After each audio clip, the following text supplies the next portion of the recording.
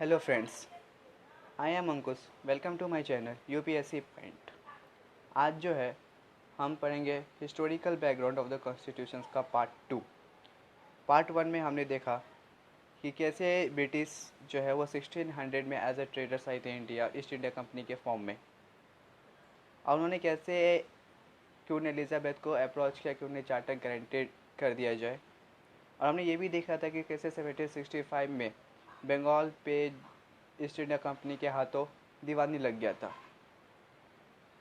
और हमने ये भी देखा था कि 1857 में जो सिपाही म्यूटिनी हुआ था, जिसे हम इंडियन म्यूटिनी भी कहते हैं, और कैसे ब्रिटिश गवर्नमेंट ने, ब्रिटिश क्राउन ने ईस्ट इंडिया कंपनी से सारे पावर ले लिया था अपने हाथ में गवर्नमेंट ऑफ इंडिया एक्ट 1858 पास करके। और हमने इसमें कंपनी रूल भी पढ़ा था जो 1773 से 1858 में था। कंपनी रूल का जो पहला एक्ट था रेगुलेटिंग एक्ट 1773। अब जो है हम पढ़ेंगे पिट्स इंडिया एक्ट ऑफ 1784। पिट्स का मतलब क्या कि जो 1784 में ब्रिटेन के जो प्राइम मिनिस्टर थे 1784 में, विलियम पिट्स,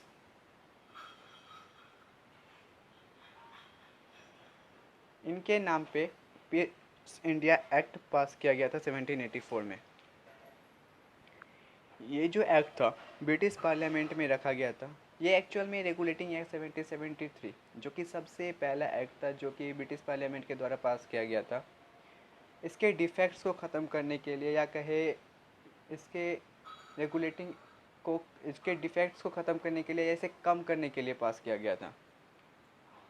हमने पहले भी देखा था कि 1773 में क्या फीचर्स थे रेगुलेटिंग एक्ट के और क्या डिफेक्ट थे। इस वीडियो में हम देखेंगे कि कितनी हद तक उस डिफेक्ट्स को कम कर दिया गया। पहले हमें यह समझना होगा कि रेगुलेटिंग एक्ट में डिफेक्ट्स क्या क्या थे। तो इसी के साथ स्टार्ट करते हैं आज का हमारा ये वीडियो। गवर्नर ऑफ बंगाल को रेगुलेटिंग एक्ट 1773 में गवर्नर ऑफ बंगाल को गवर्नर जनरल ऑफ बंगाल बना दिया था, लेकिन पावर जो था उनके हाथों में नहीं था। वो जो पावर था एग्जीक्यूटिव काउंसिल के हाथों में, जो 4 मेंबर असिस्ट किया गया था जो मदद कर सके गवर्नर जनरल ऑफ बंगाल को। एग्जीक्यूटिव काउंसिल जो थे वो it was all performance legislative funds. और वहाँ के जो गवर्नर जनरल ऑफ बंगाल जो थे, पहले गवर्नर जनरल ऑफ बंगाल के जो थे वो थे लॉर्ड वारेन हेस्टिंग्स। ठीक। और जो बॉम्बे और मद्रास के जो प्रेसिडेंसी थे, जो बॉम्बे और मद्रास के गवर्नर थे, उन्हें सबऑर्डिनेट कर दिया गया था गवर्नर जनरल ऑफ बंगाल से। मतलब कि जो भी बॉम्बे और मद्रास के जो गवर्नमेंट थे, गवर्नर, वो कोई भी रूल या कोई भी मतलब डिसीज़न लेंगे या कुछ भी वो करेंगे तो उन्हें गवर्नर जनरल ऑफ बंगाल से परमिशन लेना पड़ेगा। लेकिन ऐसा होता नहीं था। उन्हें सबऑर्डिनेट तो कर दिया गया था गवर्नर जनरल ऑफ बंगाल से, लेकिन तभी वो इंडिपेंडेंटली ही थे पहले जैसे। वो जो भी करते थे अपना खुद का लॉ पास करते थे, उन्हें परमिशन नहीं लेते थे। और 1774 कलकत्ता में सुप्रीम कोर्ट इस्टेब्लिश किया गया था, जिसमें एक चीफ जस्टिस और 3 जजेस थे। और इसमें एक चीज़ था कि जो ईस्ट इंडिया कंपनी जो थी वो एकदम लॉस में चल रही थी। उसकी जो कंपनी थी, जो ईस्ट इंडिया कंपनी थी, वो बहुत लॉस में चल रही थी। लेकिन ईस्ट इंडिया कंपनी में काम करने वाले वर्कर, जो सर्वेंट थे, वो एकदम सॉरी प्रॉफिट में थे। मतलब कि ईस्ट इंडिया कंपनी जो लॉस में थी, लेकिन उनके सर्वेंट जो थे उनका वेल्थ अच्छा था, वो एकदम प्रॉफिट में जा रहे थे। ये कैसे था? तो ब्रिटिश गवर्नमेंट जो था उन्हें लगा कि ये जो ईस्ट इंडिया कंपनी के सर्वेंट्स हैं वो कहीं ना कहीं किसी प्राइवेट ट्रेड में इंगेज है। तो उन्होंने इस पे प्रोहिबिटेड कर दिया, मतलब इन पे वर्जित कर दिया कि कोई भी ईस्ट इंडिया कंपनी के जो सर्वेंट्स हैं वो किसी भी प्राइवेट ट्रेड में इंगेज नहीं रहेंगे, और एक्सेप्टिंग प्रेजेंट्स और ब्राइब्स फ्रॉम द नेटिव्स। मतलब नेटिव्स मतलब वहाँ पे जो लोग रहते हैं, बंगाल में जो रहने वाले लोग हैं, उनसे वो कुछ भी ब्राइब्स नहीं लेंगे। ब्राइब्स बोले तो घूस नहीं लेंगे। मतलब वहाँ पे जो रहने वाले बंगाल के लोग हैं, उनसे वो कोई घूस नहीं लेंगे। और ब्रिटिश गवर्नमेंट ने एक कंपनी एक्वायर की जो कोर्ट ऑफ डायरेक्टर थी। कोर्ट ऑफ डायरेक्टर जो है वो इंडिया में मिलिट्री, सिविल और रेवेन्यू अफेयर्स पे वो रिपोर्ट बनाएगी और वो ब्रिटिश गवर्नमेंट को सौंपेगी। वो हर पल पल की खबर जो है वो ब्रिटिश गवर्नमेंट को पहुंचाएगी। तो इसमें बहुत सारे फेलियर हुए थे। तो इसी डिफेक्ट्स को कम करने के लिए पिट्स इंडिया एक्ट पास किया गया था 1794 में।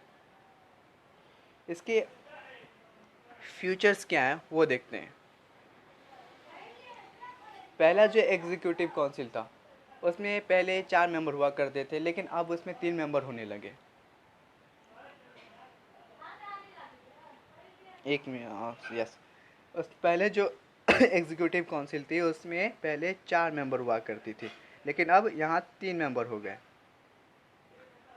3 मेंबर होने की क्या खासियत थी कि जो 3 मेंबर होने की खासियत ये थी 3 मेंबर होने की खासियत थी, अगर कोई भी एक गवर्नर जनरल ऑफ बंगाल के साइड खड़ी हो जाती उस 3 मेंबर में से, तो गवर्नर जनरल ऑफ बंगाल अपनी बात कह सकते थे। इससे क्या हुआ कि 3 मेंबर होने से गवर्नर जनरल ऑफ बंगाल की पावर जो है वो थोड़ी बढ़ गई। उसके साथ साथ क्या हुआ ना कि जो कलकत्ता के प्रेसिडेंसी हैं, जो कलकत्ता के प्रेसिडेंसी थे उन्हें एक ग्रेटर पावर मिला कोलकाता के प्रेसिडेंसी को। और जो ब्रिटिश ने कंपनी रिक्वायर की थी कोर्ट ऑफ डायरेक्टर, जो इंडिया के मिलिट्री, सिविल और रेवेन्यू पे वो रिपोर्ट बनाएगी और उसे सौंपेगी, जो वो पल पल की खबर दे रही थी। एग्जैक्टली में हुआ ये कि उनके पास वो रिपोर्ट पहुंचा, लेकिन वो रिपोर्ट को ठीक से वो चेक ही नहीं कर रहे थे। इसलिए उन्होंने कमर्शियल और जो पॉलिटिकल फंक्शन जो दोनों को कोर्ट ऑफ डायरेक्टर संभाल रही थी उसे डिस्टिंग्विश कर दिया गया। मतलब ये था कि कोर्ट ऑफ डायरेक्टर जो है वो सिर्फ मैनेज करेगी कमर्शियल अफेयर्स को, जो वो दोनों करती थी, कमर्शियल अफेयर्स और पॉलिटिकल अफेयर्स को, जो दोनों को वो कंट्रोल, मतलब उस पर जो रिपोर्ट बनाती थी कोर्ट ऑफ डायरेक्टर। लेकिन अब वो नहीं था, ब्रिटिश गवर्नमेंट ने उसे सिर्फ कमर्शियल अफेयर्स पे ही रिपोर्ट बनाने को कहा। और ब्रिटिश गवर्नमेंट ने एक नया बॉडी क्रिएट कर दिया जो था बोर्ड ऑफ कंट्रोल। वो मैनेज करती थी पॉलिटिकल अफेयर्स को मतलब जो दोनों को अब कोर्ट ऑफ डायरेक्टर कर रही थी पहले, अब जो है वो दोनों को अलग अलग करेगी। कमर्शियल अफेयर्स को कोर्ट ऑफ डायरेक्टर मैनेज करेगी और बोर्ड ऑफ कंट्रोल को पॉलिटिकल अफेयर्स को बोर्ड ऑफ कंट्रोल करेगी। इससे क्या हुआ कि ब्रिटिश गवर्नमेंट में ने एक मिनट अब होता है ब्रिटिश गवर्नमेंट ने डबल गवर्नमेंट हो गया। वो अब दो गवर्नमेंट वहाँ पे चल रही थी, मतलब वहाँ दो डबल गवर्नमेंट हो गई। और बोर्ड ऑफ कंट्रोल को एम्पावर भी किया गया, मतलब उन्हें एम्पावर इसलिए किया गया कि वो जो है वो सुपरवाइज करे और डायरेक्ट करे सारे ऑपरेशन सिविल और मिलिट्री गवर्नमेंट को और रिवेन्यू को। मतलब जो रिवेन्यू जो गवर्नमेंट और मिलिट्री गवर्नमेंट, रिवेन्यू और जो सिविल है उसका सारा ऑपरेशन को कौन अब डायरेक्ट करेगा? बोर्ड ऑफ कंट्रोल उसको सुपरविज़न करेगा, उसको सुपरवाइज करेगा।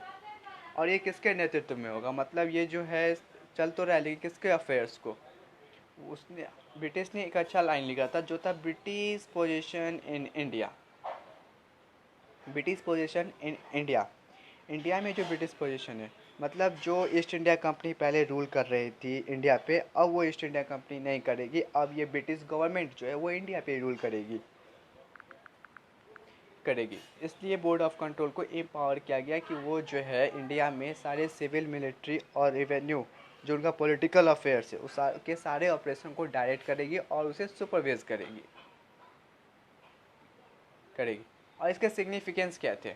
जैसे कि मैंने अभी कहा कि जितने कंपनी के टेरिटरीज हैं, जो भी पॉलिटिकल अफेयर्स ये सब जो है इंडिया में, वो ब्रिटिश पोजीशन जो है ब्रिटिश गवर्नमेंट रूल करेगी पहली बार इंडिया में।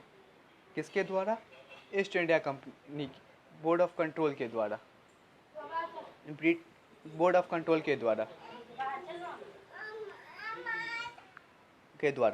और ब्रिटिश गवर्नमेंट जो था वो सुप्रीम कंट्रोल, ब्रिटिश गवर्नमेंट को सुप्रीम कंट्रोल दे दिया गया, जो है वो कंपनी के अफेयर पे वो सुप्रीम कंट्रोल कर सकती है और उसके एडमिनिस्ट्रेशन को इंडिया में।